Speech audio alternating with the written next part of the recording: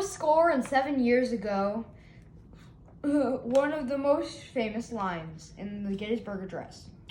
The Gettysburg Address took only 2 minutes to say and consists of 275 words. On November 19th, 1863, Abraham Lincoln, to raise morale after many Americans were killed in the Battle of Gettysburg, just a month and a half before. Today, it is considered one of the most famous speeches in history. Now I will recite the Gettysburg Address. 407 years ago, our founding fathers brought forth this continent and new nation, conceived in liberty and a dedication to the proposal that all men are created equal.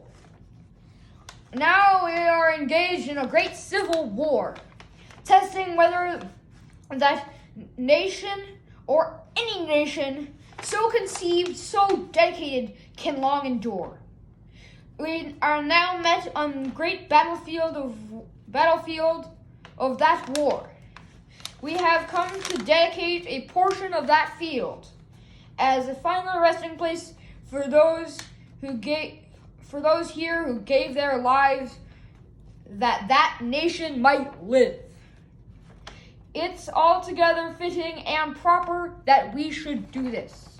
But in larger sense, we cannot dedicate, we cannot consecrate, we cannot hallow this ground.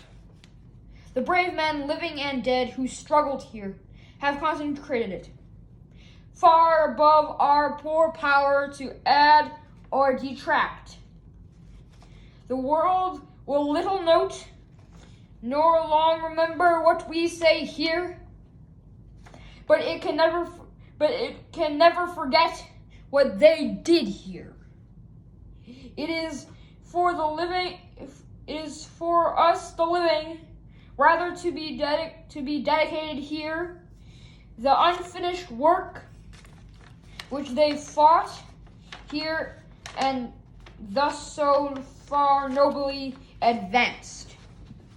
It is rather for us to be here, dedicated to the great task of remaining before that these honored dead we take increased devotion, that the cause for which they gave their last full measure of devotion, that we highly resolve these dead shall not have died in vain, that this nation under God shall have a new birth of freedom, that the government of the people, by the people, for the people, shall not perish from the earth.